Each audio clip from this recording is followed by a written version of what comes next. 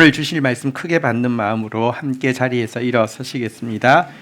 시편 107편 23절부터 32절까지 내용인데요. 30절, 31절 말씀 우리 받들어 읽도록 하겠습니다. 시편 107편 30절, 31절입니다. 읽겠습니다. 시작. 그들이 평온함으로 말미암아 기뻐하는 중에 여호와께서 그들이 바라는 항구로 인도하시는 도다. 여호와의 인자하심과 인생에게 행하신 기적으로 말미암아 그를 찬송할지로다. 아멘. 자리에 앉으시겠습니다. 오늘 읽은 본문 말씀 가지고요. 제목을 소원의 항구로 인도하는 기쁨의 기도라는 제목으로 하나님 말씀 나누려고 합니다. 제목이 이제 핵심입니다. 한번 따라하겠습니다. 소원의 항구로 인도하는 기쁨의 기도. 시편 107편은 여호와께 속량을 받아서 동서남북 각 지방에서 모으신 성도들이 여호와의 선하심과 인자하심에 대해서 찬양하는 노래 4개를 이렇게 실은 시입니다. 1절부터 3절까지 내용을 읽어드리면 여호와께 감사하라. 그는 선하시며 그 인자하심이 영원하미로다. 여호와의 속량을 받은 자들은 이같이 말할지어다. 여호와께서 대적의 손에서 그들을 속량하사 동서남북 각 지방에서 모으셨도다. 이렇게 시작되는 시입니다. 시간 관계상 앞에 3개는 그냥 간단하게 이야기를 드리면요. 첫 번째 이 여호와의 선하심과 인자하심을 경험하고 찬양하는 노래의 내용은요. 세상에서 방황하며 우리의 영혼이 공고할 때 하나님이 우리를 찾아오셔서 우리를 구원해 주신 것에 대한 찬양입니다. 여러분들이 사실 되돌아보십시오. 하나님을 인격적으로 만나지 못했고 그분의 구원을 경험하지 못했을 때 우리의 영혼이 얼마나 피곤했습니까? 그 피곤함 가운데 부르짖을 때, 기도할 때 하나님이 우리를 찾아오셔서 우리를 영원한 본향, 구원의 도성으로 인도해 주지 않으셨습니까? 이거 생각할 때 우리는 선하고 인자하신 여호와를 찬양하지 않을 수 없습니다. 두 번째는 구원받고 나서도 어떤 죄의 습관에 매여서 노예처럼 벗어나지 못하고 스스로도 이렇게 매여 있다가는 수치와 멸망 가운데 끝날 것이라고 생각하고 두려워하고 있던 그 문제로부터 우리를 자유케 해주신 것에 대한 찬양입니다. 죄는 무섭습니다. 쇠사슬처럼 또 줄처럼 우리를 맵니다. 더 나아가서는 논문과 새빗장이 있는 수용소에 우리를 가두어 버립니다. 벗어날 수가 없습니다. 그러나 그 죄 가운데 부르짖어 기도할 때 하나님이 찾아오셔서 그 새 빗장을 그리고 이 그 문을 그리고 새 사슬을 끊어서 자유케 해 주셨습니다. 우리가 그런 경험을 하지 않았습니까? 어찌 이 선하고 인자하신 여호와를 찬양하지 않을 수 있습니까? 세 번째 찬양은요. 신앙생활을 하는 중에 말씀이 어느 날부터 싫어지고요. 또 말씀의 무지한 가운데 살다 보니까 죄에 다시 빠지게 되어서 영육간에 질병이 찾아온 때에 주님이 우리를 건져주신 것에 대한 찬양입니다. 영육간에 질병이 찾아와서 죽게 되었는데 그 고통 가운데 부르짖을 때 하나님이 우리를 건져주시는데 말씀을 보내서 건져주셨다라고 찬양하고 있습니다. 말씀 없이 건짐 받으면요. 다시 동일한 문제에 또 빠질 수 있고요. 또 빠져도 무엇이 문제인지조차 알지 못하는 상황 가운데 또 질병에 걸릴 것입니다. 그러나 부르짖는 가운데 말씀을 받은 사람은 문제가 무엇인지도 알고 그것에서 벗어날 수 있는 능력도 가지게 되므로 말미암아 이전과 같지 않은 삶을 살 수 있게 됩니다. 그래서 그 선하고 인자하신 하나님을 찬양할 수밖에 없는데요. 오늘 본문은 23절부터 32절까지 이 시에서 마지막 경우에 대한 하나님에 대한 찬양이고요. 이전보다 훨씬 높고 깊고 그래서 어쩌면 좀 이해하기 힘든 부분의 찬양입니다. 한번 좀 보도록 하겠습니다. 자, 23절, 24절 한 절씩 교독하고 하겠습니다. 배들을 바다에 띄우며 큰 물에서 일하는 자는 24절입니다. 시작. 여호와께서 행하신 일들과 그의 기이한 일들을 깊은 바다에서 보나니. 자, 23절에 보면 신자는 큰 바다, 깊은 바다에서 일하는 자다라고 이야기하고 있는데요. 이 말은 사실 고해와도 같은 미지의 인생 항해길을 살아내야만 하고 버텨내야만 하고 헤쳐가야만 하는 성도의 삶을 이야기한다고 할 수 있고요. 이때 이 삶을 살아낸 사람들은 이 깊고 큰 바다 가운데서 여호와께서 행하신 기이한 일들을 보게 된다라고 시작을 하고 있는데요. 그 일이 무엇인지 25절, 26절에 나옵니다. 교독하도록 하겠습니다. 여호와께서 명령하신즉 광풍이 일어나 바다 물결을 일으키시는 도다. 26절입니다. 시작. 그들이 하늘로 솟구쳤다가 깊은 곳으로 내려가니 그 위험 때문에 그들이 녹는도다. 하나님이 하시는 기이한 일이 뭐냐고 하면 25절에 보니까 하나님이 이 바다에 광풍이 일어나게 하시고 물결이 일어나게 명령하신다는 것입니다. 그렇게 되니까 26절에 보니까요, 우리의 인생의 배가 마치 솟구치되 하늘까지 솟구쳤다가 떨어지되 무저갱이까지 떨어지는 것 같은 상황에 우리를 놓이게 하신다는 것입니다. 여러분 가끔 혹시 동영상 한번 찍어보시면요, 폭풍이는 바다 사진 찍어보면 배가 막 엄청나 진짜 한 20-30m짜리 파도에 막 이렇게 가는 그런 영상을 보실 수 있을 것입니다. 여러분 그 정말 무섭거든요. 롤러코스터는 그래도 이렇게 내려갔다 올라 이러는데 파도는 다르잖아요, 그죠? 진짜 올라갈 때는 하늘까지, 내려갈 때는 막 지옥까지 내려가는 이 풍랑 가운데 들어가게 되면 어떻게 됩니까? 영혼이 녹아내리는 것 같은 두려움 가운데 아무것도 못하고 얼어붙게 된다라고 이야기합니다. 이런 상황에 처하면 우리가 준비한 인생의 배가 아무리 견고하고 튼튼하다 할지라도 그냥 일어편주, 그냥 나뭇잎 하나에 지나지 않는 것을 알게 되고, 우리가 준비한 숙련된 항해술도 이 파도 앞에서는 무용지물이 된다는 것을 느끼게 됩니다. 풍랑은 하나님이 명하신 것입니다. 이 풍랑을 명하신 하나님 앞에서 나의 모든 준비는 너무 보잘것없다는 사실을 깨닫게 된다는 것입니다. 그럼 다시 한번 생각해 보십시다. 이 풍랑을 여러분 하나님께서 우리가 범죄했기 때문에 일으키신 것일까요? 그렇지는 않습니다. 앞에 2번 죄로 말미암아서 노예가 되어진 경우, 죄로 말미암아서 질병에 빠지게 된 경우에 대한 이야기가 나오고요.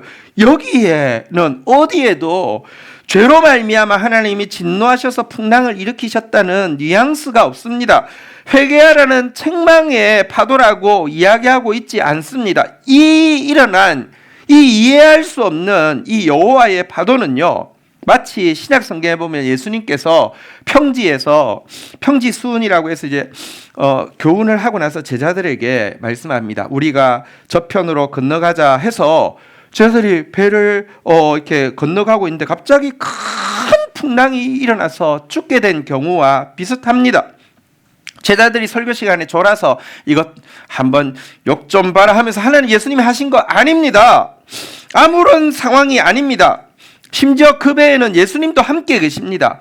그런데 일어난 이 파도, 여러분 그래서 이 파도에서는요, 자 27절 한번 보도록 하겠습니다.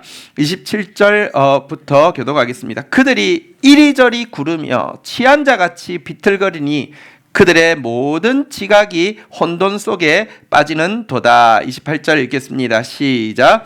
그들이 그들의 고통 때문에 여호와께 부르짖으매 그가 그들의 고통에서 그들을 인도하여 내시고. 29절이요. 시작.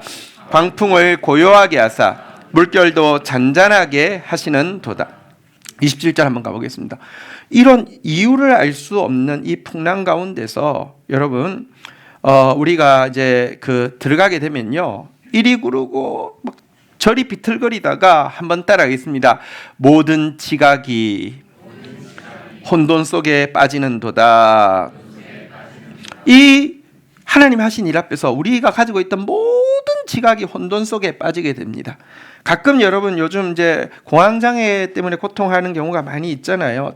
우리의 정신이 공황장애에 빠져도 정말 모든 지각이 그냥 멈추는 것 같은데 여기는 우리의 정신이 아니라 우리의 영혼이 공황자기에 빠진 것과 같습니다. 하나님과 관련해서도 아무 생각도 할 수 없습니다.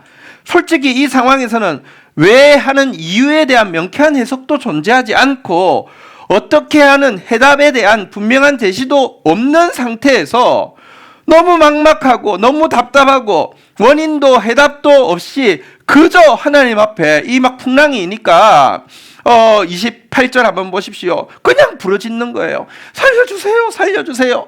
뭐 잘못됐습니다라는 것도 아니고 앞으로 이렇게 하겠습니다라는 것도 아니고, 왜 모르니까 이유도 해답도 모르는 상태에서 그냥 살려달라고 부르짖을 수밖에 없는 상태에서 부르짖게 되고요. 그런데 또 부르짖었더니 29절에 보니까 언제 그랬냐는 듯이 한번 따라하겠습니다. 고요하게 하사 잔잔하게 하시는도다.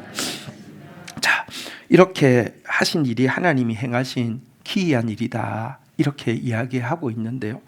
자, 그런데 이 일에 대해서 하나님이 정말 선하시고 인자하시다고 찬양하고 있는데, 조금 곰곰이 생각해 보면 이 일에 대해서 여호와가 선하시다고 인자하시다고 찬양하는 것이 좀 그렇지 않습니까? 한번 생각해 보십시오. 풍랑을 잠잠케 하신 것 감사한 일 맞습니다. 부르짖는 우리의 기도에 응답하신 것 감사한 일 맞습니다. 하지만 다시 생각해 보면 처음부터 이 풍랑을 명령하지 않으셨으면 될 일 아닙니까? 아니, 처음에 이런 풍랑을 하신 게 뭔가 문제라고 따져야 되는 것 아니냐 말입니다. 도대체 왜 하나님은 우리 인생길에 여러분 이유 없이 풍랑이 임하게 하시고 또 기도하니까 고요하고 잔잔하게 하는 일을 행하시는 것입니까? 이건 사실 우리가 이해할 수 없는 훨씬 높은 경지에 대한, 인생길에 대한 주님의 말씀입니다. 왜 이렇게 하시는지 단서를 보여주는 것이 우리가 읽었던 30절인데요. 30절을 우리 다시 한번 읽어볼까요? 같이 한번 읽겠습니다. 시작. 그들이 평온함으로 말미암아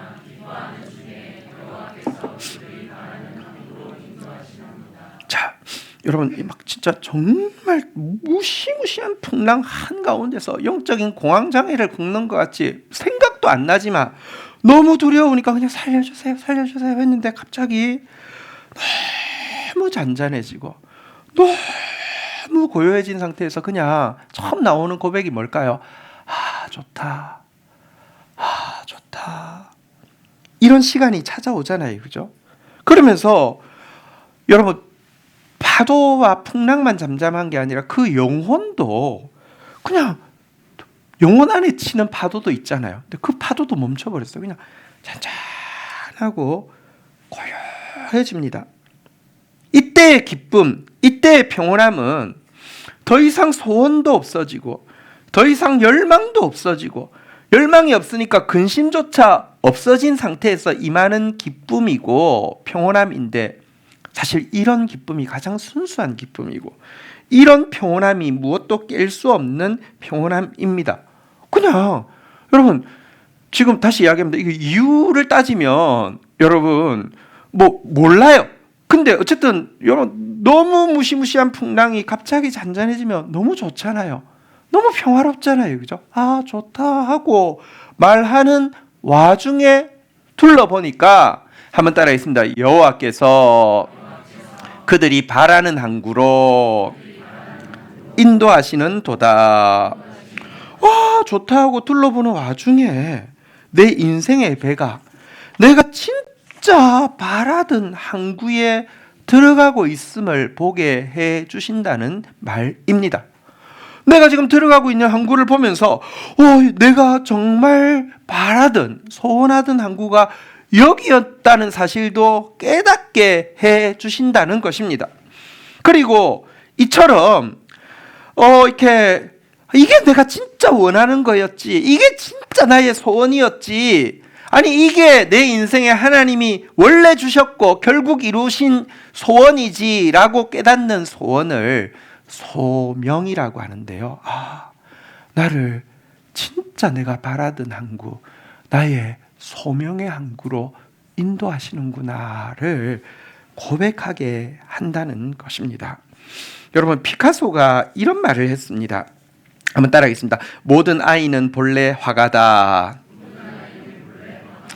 문제는 어떻게 하면 어른이 되어서도 화가로 남아 있는가이다. 무슨 말입니까? 사실 모든 아이는 화가라 그랬는데 모든 아이에게는요, 모든 사람에게는 하나님 주신 소명이 있습니다. 소명이 없는 사람 한 명도 없습니다. 그 소명이 진짜 소원인데요. 그런데 문제는 어른이 되어서도 그 소명에 남아있는 사람 참 드물다는 것인데요. 이 막 출렁이는 파도와 기도 가운데 진짜 기쁨, 진짜 평안 가운데 둘러보니까 여호와께서 진짜 바라던 소명의 항구로 날 인도하셨구나. 이 고백 하게 하기 위해서 하나님께서 풍랑을 일으키셨다는 것입니다. 사실 어떤 의미에서 우리는 내가 정말 바라는 것이 무엇인지 잘 알고 있다라고 생각하는데 그것이 착각인 경우가 많습니다. 내가 원하는 것을 소원이라는 단어로 설정하고 그것을 향한 열정이 있는 만큼 근심이 따라 붙게 되는데요. 그것에 대한 근심을 우리의 인생의 배를 항해하는 연료로 삼아서 항해를 해가고 있었습니다.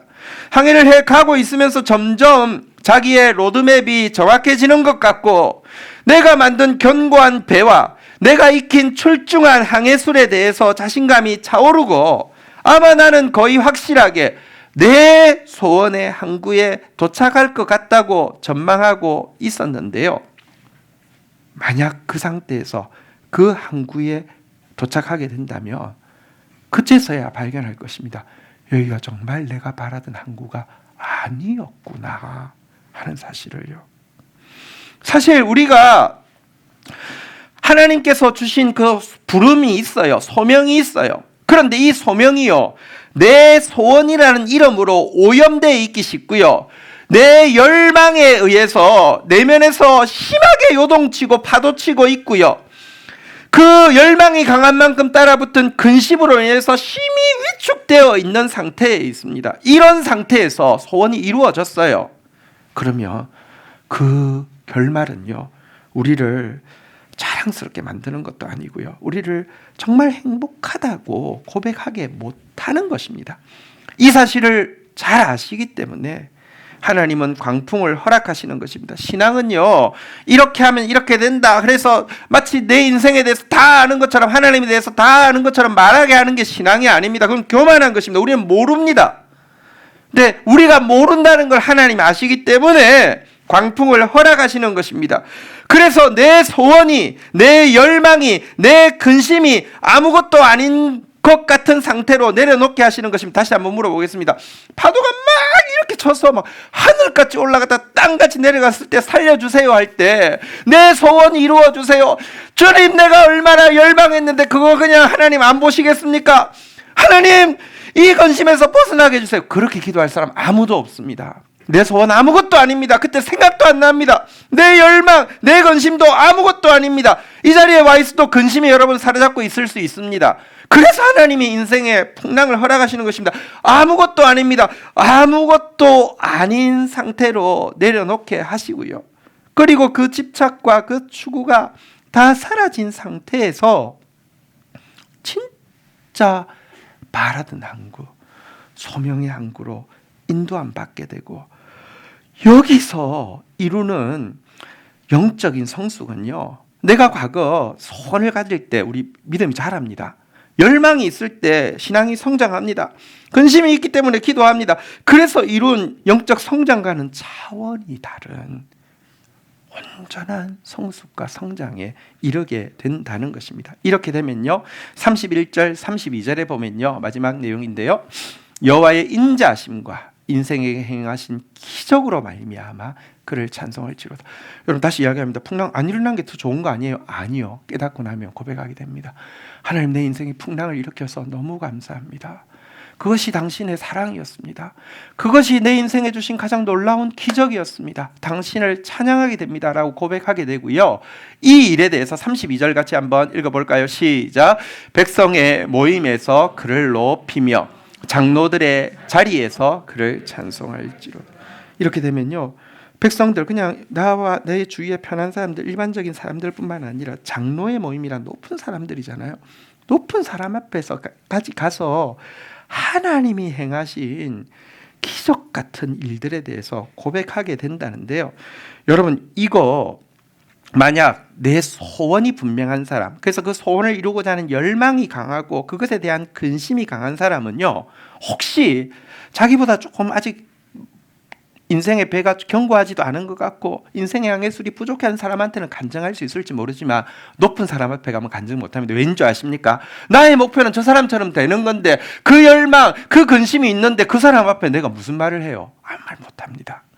그런데요, 여러분, 진짜 소명에 이른 사람, 하나님이 주신 진짜 성숙에 이른 사람은요, 하나님이 일으키신, 내 인생에 일으키신 이 풍랑이 진짜 놀라운 인자고 기적임을 알아서 그 사람들의 앞에도 간증할 수 있습니다. 마치 어떤 경우냐고 하면 야곱이야말로 소원의 화신이지 않습니까? 열망의 화신이지 않습니까? 그래서 근심의 화신이기도 했죠. 온갖 계산을 다 하죠. 온갖 방법을 다 쓰죠. 그랬던 야곱에게 하나님이 인생의 풍랑을 일으켰습니다. 여러분, 자기 뜻대로 안 되게 하시잖아요. 그렇게 사랑한 아들이 죽고 없어지게 되었어요. 이 풍랑 앞에서 모든 것을 내려놓게 되고, 그런데 죽었다고 생각한 그 아들을 다시 얻게 될 때 평온함 가운데 기뻐하게 되자 그때 바로왕을 만났습니다. 바로왕은 세상 최고의 통치자고, 자기는 이 한지에서 뭔가 큰 야망을 꿈꾸고 있는 사람이었다고 하면 바로왕 앞에 가면 어떻게 되겠습니까? 그 앞에서 하나님을 간증할 수 있을까요? 아니요. 그런데 바로왕 처음 만난 자리에서 바로왕에게 축복하고 있습니다. 바로왕이 당황했습니다. 자기가 축복해야지 저 할배가 뭐라고 날. 그러나 여러분, 진짜 소명의 항구에 이르렀기 때문에 장로들의 자리에서도 그를 찬송할 수 있는 사람이 되었습니다. 그럴 수 있는 성숙을 이루었기 때문에 그렇습니다. 이 자리에 이런 사람만이 고백할 수 있는 고백이 시편 46편에 흐르는 고백인데요.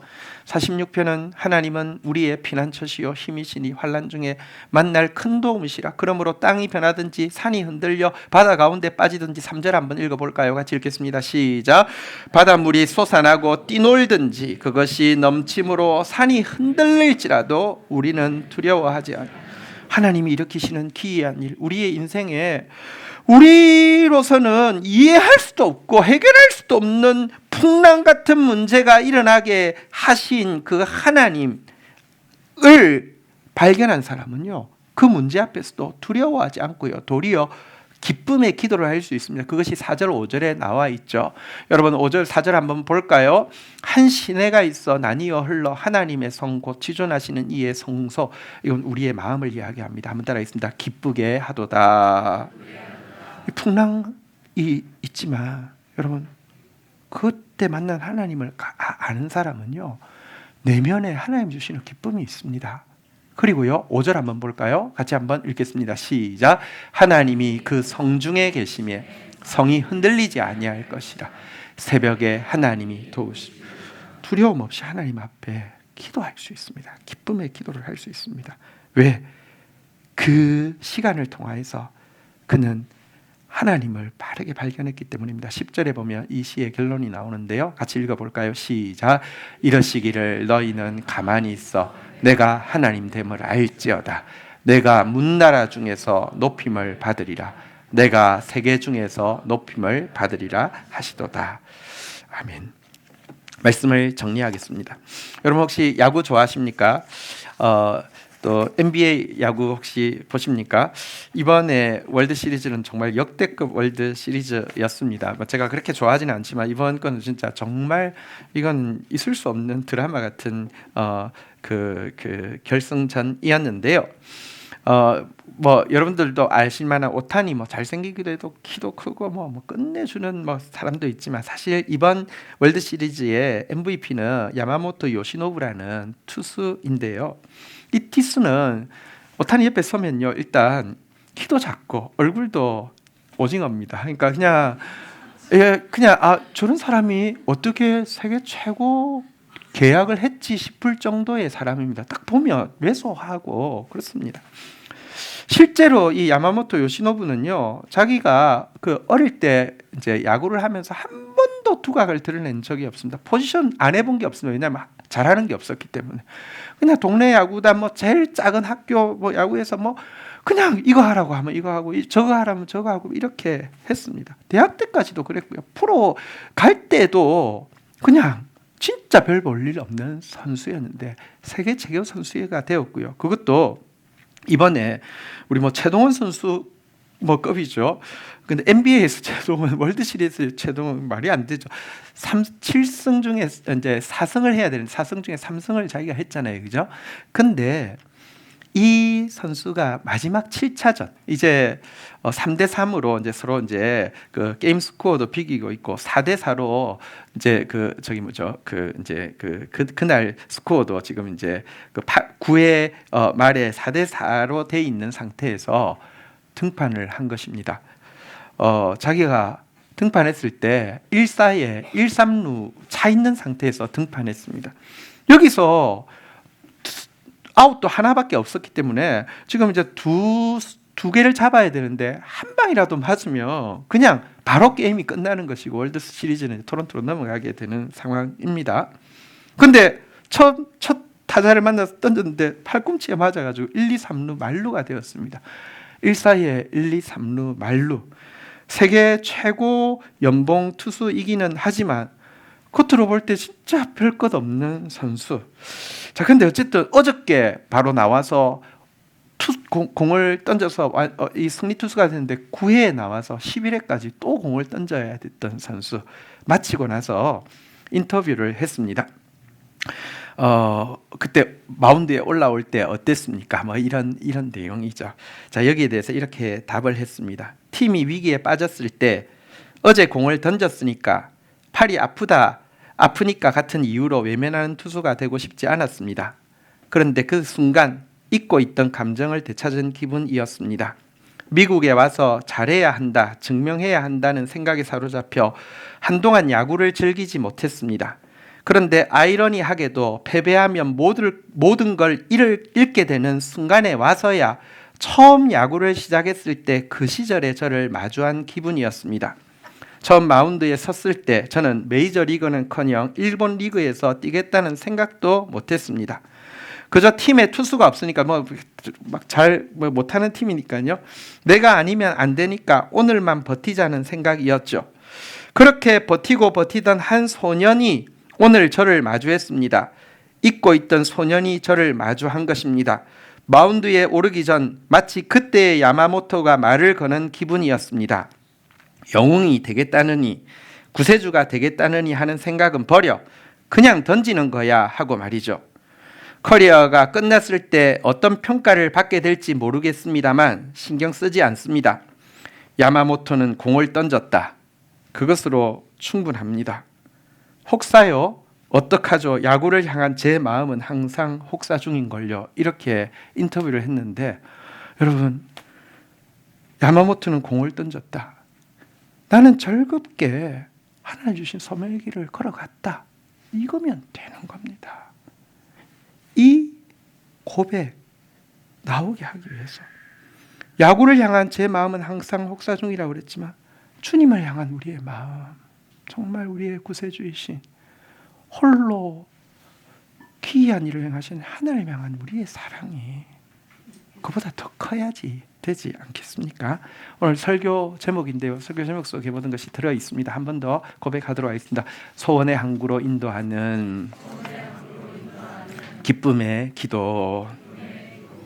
우리 오늘 이 시인의 마지막 이 고백, 물론 우리가 방황 가운데 영혼의 구원받는 기쁨도 너무 크고요, 죄의 노예에서 해방되어지는 기쁨도 너무 크고, 죄로 말미암은 질병에서 말씀으로 치료를 찾는 것도 너무 크지만, 우리는 그동안 너무 교만했습니다. 우리는 인생을 잘 알고 있다고 생각했습니다. 우리는 너무 내 소원이 분명하다고 생각했고 그것이 이루어져야만 된다고 열망했습니다. 그러나 하나님께서 일으키신 기이한 일 가운데 진짜 내 소명으로 기쁨 가운데 인도하시고 자랑스럽게 간증하게 하시는 그 하나님, 이 기쁨의 기도를 다시 회복하는 저와 여러분들이 되기를 주의 이름으로 축복합니다. 자리에서 일어서시겠습니다.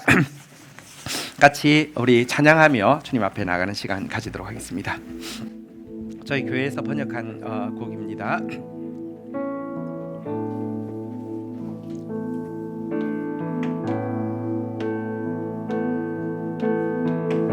주의 자비, 주의 자비,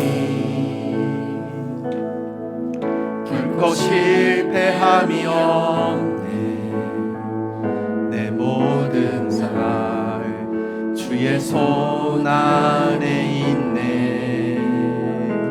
난 눈을 뜰 때부터 날 잠들기까지 난 노래해 주의 선하심을.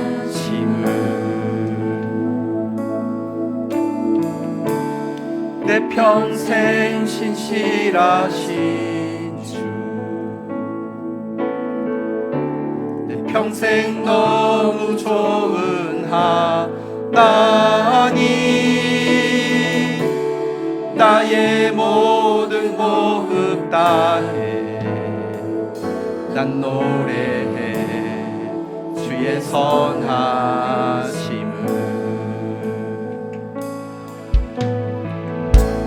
주의 음성, 주의 음성, 불가운 해 가린 노래, 어두운 밤에도 날 감싸 안으시네. 내 아버지 되시며 내 친구 되신 주, 난 거하리 주의 선하심에. 내 평생 신실하신 주,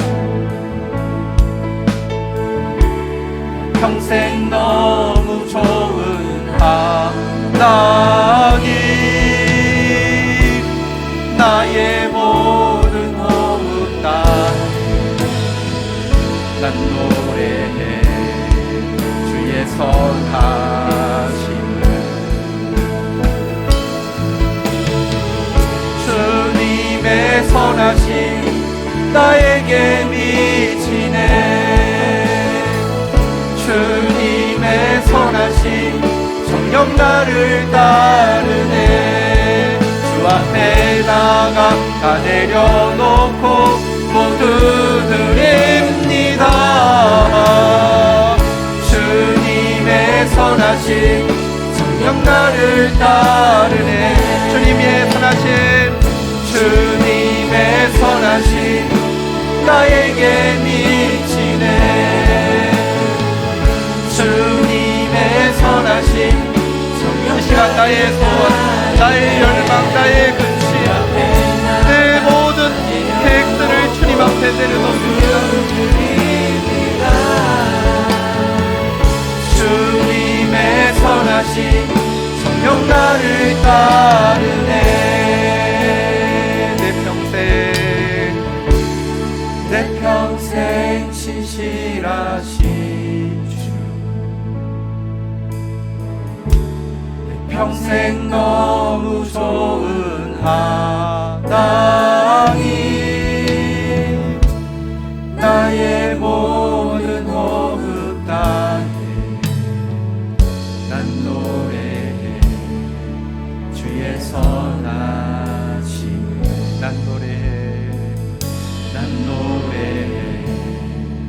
주의 선하심을 난 노래해 주의 선하심을. 자리에 앉으시겠습니다. 우리 오늘 이 시간 하나님께 그의 선하심과 인자하심에 찬양하며 나아가십시다. 방황하던 우리 영혼을 본향으로 불러주신 하나님 감사하고, 죄에 매여 벗어날 수 없던 우리를 자유케 해주신 주님 감사하고, 죄로 말미암아 영적 질병 가운데 육적 질병 가운데 있을 때 말씀으로 우리에게 구원을 주신 하나님 감사하지만, 하나님 내가 이해할 수도 없고 내가 해결할 수도 없는 문제 가운데서 우리로 하여금 내가 가지고 있던 소원, 열망, 근심 다 내려놓을 수 있게 하신 이후에 기뻐하고 평안한 가운데, 기도하는 가운데 주님의 기쁨으로 기뻐하고 새벽에도 오시는 주님 앞에 기도하고 있는 가운데 정말 내가 바라던 항구로 인도하시는 그 주님, 끝까지 그 자리에 설 수 있도록 내 인생은 즐겁게 나를 부르신 그 소명을 향해 달려갔다라고 고백할 수 있도록 도와주시는 그 신비하신 하나님의 역사에 대해서 우리 시간 감사하며 그를 높이는 시간 가지도록 하겠습니다. 다 함께 주의 이름 고백하며 기도하는 시간 가지겠습니다. 하나님 감사합니다. 하나님, 신앙으로 말미암아 많은 것 알게 되었고 또 열정으로 말미암아 많은 것 이루었고, 이대로 쭉 가면 무언가 이룰 수 있을 것이라는 사실은 자신감도 가지고 있었습니다. 이런 우리의 인생 가운데 무서운 풍랑으로 찾아오셔서 우리의 모든 것을 내려놓게 하시구나. 부담감도 위축된 마음도 내면에 끊임없이 일렁이는 그 파도도 오염된 생각도 다 내려놓게 하시구나. 정말 내가 바라던 것, 정말 하나님이 주신 그 바라던 항구로 인도하시는 놀라우신 주님을 찬양합니다. 기쁨의 기도 가운데 이 길로 인도하시기를 원하시는 주님 앞에 기쁨으로 기도하며 아버지 하나님 앞에 서는 주의 백성들 되어지게 하여 주셔서 정말 하나님으로 인하여서 감사하며 모든 사람들에게 하나님 행하신 놀라운 일을 고백하고 간증하며 하나님이 하나님이시라고 자랑하는 주의 백성들 되도록 은총을 베풀어 주시옵소서. 예수 그리스도의 이름으로 기도 올립니다. 아멘.